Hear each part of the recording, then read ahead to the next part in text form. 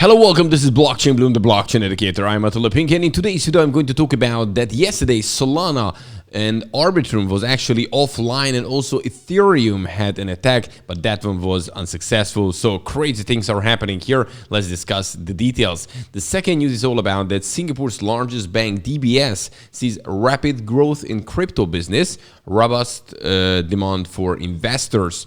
And the third thing is that Bitcoin exchange reserves is lower now than back in November 2020, and this sounds also bullish, guys. All this in today's video.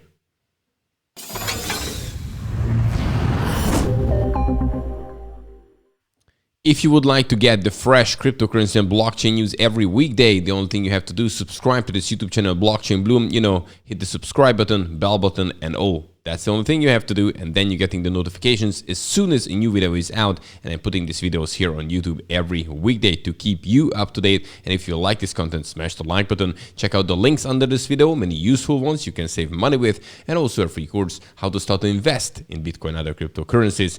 Useful tips for you guys. And now the market.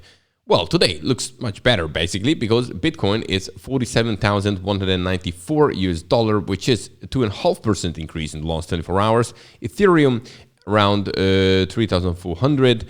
It is 1.8% up in the last 24 hours. When we're looking at the top gainers, we see Curve, DAO token, 22 up, Heather Hashgraph, 19%, eCash, also about 19%, but some of the DeFi protocols, look, Aave going up nicely. There we have a Compound. Here we have Chainlink, you know, finally making some moves. So this is cool. And yeah, let's check out the losers of the day. And Cosmos right now, after a nice increase recently, 10% down, CeeLo 5% down, and Algorand is going down also 5%. Here Avalanche, but all of these have made nice gains, and also Tesla's a bit down, but also nice gains recently. Okay, let's look at the Bitcoin chart here, and you can see, and I really wanted to zoom in here for you guys, that we have talked about this golden cross, which is the 200-day moving average, this is the blue line, and the yellow, the 50-day moving average, crossing each other. The 50-day moving average is coming from under, and this is the golden cross. And you know, look at this here. It's actually happening right now, happening yesterday-ish, today-ish. Well, it's hard to tell, but the two lines are just crossing each other. So this is definitely a bullish sign. Why I'm saying it, because look, when you be looking at the last one, and I have put it, this happened here on the 20th May back in 2020. So the last one was more than a year ago that we have seen a golden cross. And after this golden cross, Bitcoin price went up 700% from 20th of May until the 19th of April, about in 11 months time. So in many cases, golden cross is a bullish sign, and definitely a great one. You know, recently we had a death cross. This is definitely the opposite, and we could see that there was a tiny problem here after for a while, but it didn't take that long because we overall in the bullish period right now, where we had this kind of bearish momentum, and hopefully things play out now pretty well, and then we can actually continue. But now the golden cross is happening. And now let's talk about the first news. And the first one is all about basically Solana, Arbitrum, and also Ethereum in a way that all had problems recently yesterday, but Solana had the biggest one, and let's talk about that.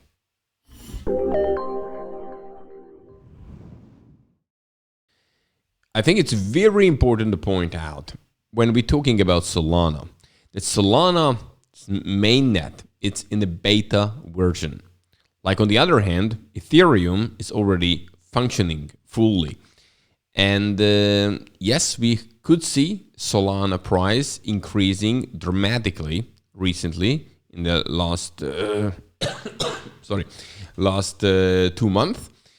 But yeah, we also have to be aware of it, that this is a danger of new things before you go all in on some of the projects, because yeah, it may be cool, maybe great, maybe it's right now the fastest, but it's still at the very early stage. And we're talking about here a beta version of the mainnet. However, let's look at what happened. So basically, Solana network was down here for hours.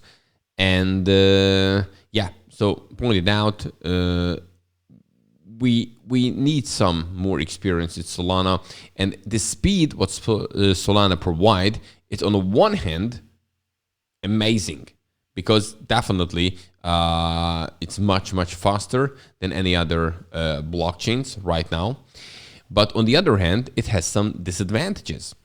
And this is also coming from this high speed. And recently, they had an IDO on Radium, great protocol.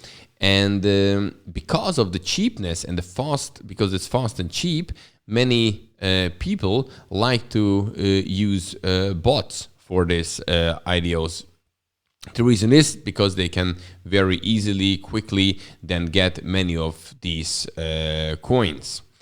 And the main reason why there are network fees on each network, it's to protect the network from spamming basically, and do these kind of tons of activities which the nodes cannot handle. On the other hand, on Solana, everything is fast and cheap, so people can run these bots. And what happened basically, there were 400,000 transactions happened per second, and simply there were forks everywhere, all around the place, and the system simply couldn't handle it. So, with Solana engineers unable to stabilize the network, its validators community opted accordingly a restart of the network, and actually it has happened. There were some update made, and then now they can finally continue. But actually it was down for hours, and actually it wasn't the first time when it was down. Back in December last year, 2020. On the 6th of December, I believe, around that, it was down for 6 hours. And actually still after that, the price could go up. And we could see a price drop about 15% in the Solana price after this problem on the Solana blockchain. But then now everything got back to normal. But we have to be aware of it. If we have a new network, it's doing some cutting edge stuff, but it's very fast, and therefore it's still a beta version. You have to be aware of it. And if it's a beta, it still needs a lot of development. On the other hand,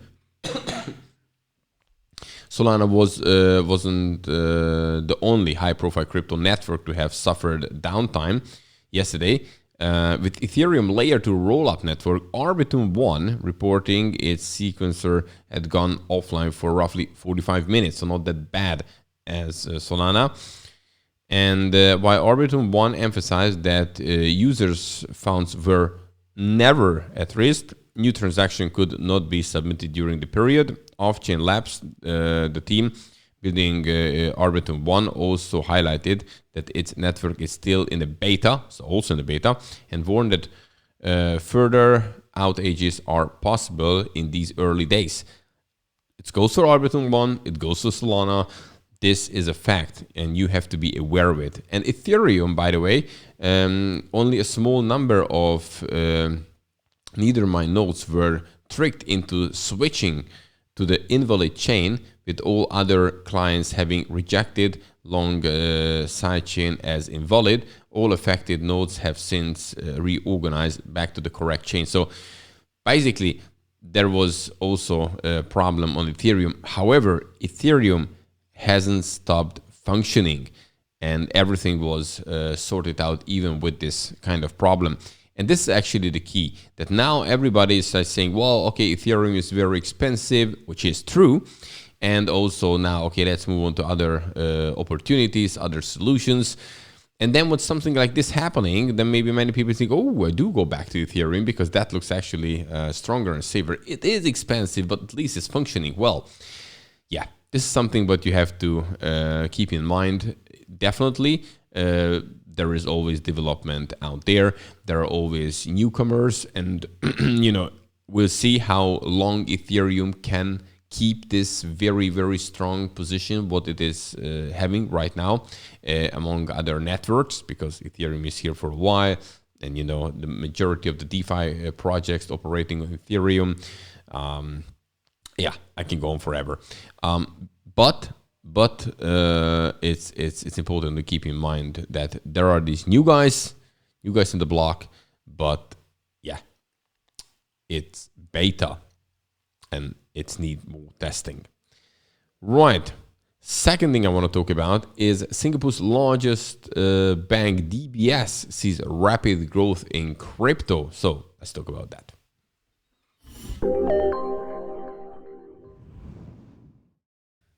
We can see banks, institutions definitely getting very much interested in crypto and talking for crypto. And here we have Singapore's largest bank, DBS, which sees also rapid growth in crypto business, robust demand for investors.